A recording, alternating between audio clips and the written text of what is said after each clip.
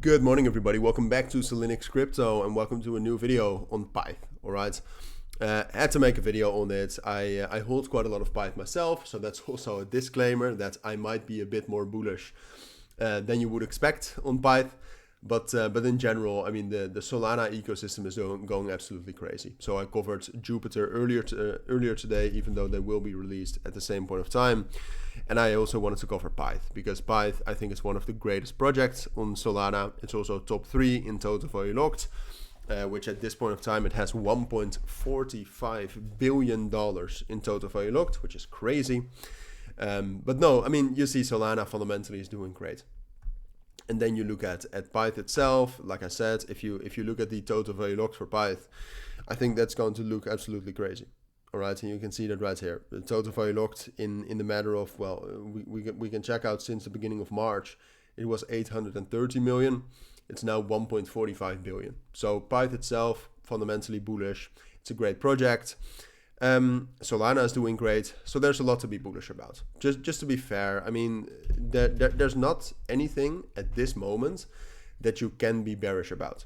Just to be completely honest. Even if you look at the open interest right here, so I usually refer to that as momentum.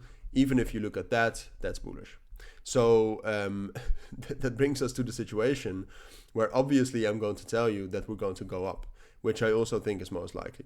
The main resistance level is 1.3, 1.35. You can see we have a 3.618 FIB there, but there's some other major Fibonacci extension levels there as well, but I deleted those because otherwise the chart gets very messy. So that is most likely, all right? We just broke above this major level right here at $1 and 1.05.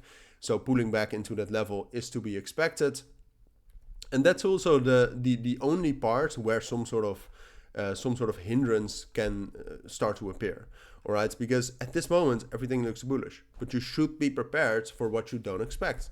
All right, and what could happen, especially in the weekend, and especially since, and this might be something, this is something I'm happy that I did not forget, but especially since Solana is getting towards a very strong resistance level around 200.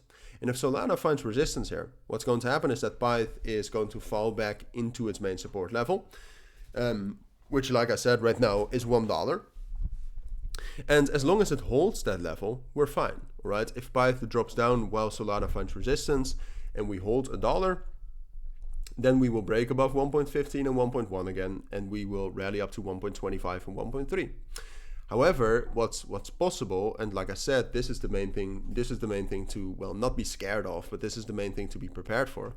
If Solana finds resistance, while Bitcoin is also relatively bearish, which this morning it was, then there's a possibility that Pyth drops down below $1, starts to drop down towards its previous support level at 90 cents and starts consolidating there.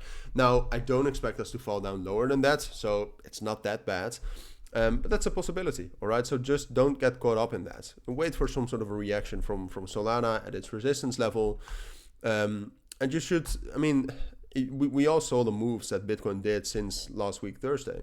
If something like that happens, Pyth can fall down much lower. But that is, yeah, like I said, it's not something to worry about. And and with Solana being this strong, I think this is really the worst case scenario unless war breaks out in the world again. So yeah, but wait for that reaction because I do think we'll pull back into that. If that reaction is good, if we can hold it, if we can stay on top of it, great, we'll rally up higher. If not, we'll probably consolidate a bit lower. But that's what you need to know for now. If you do have any questions, let me know. But for now, thank you for watching. Take care and bye.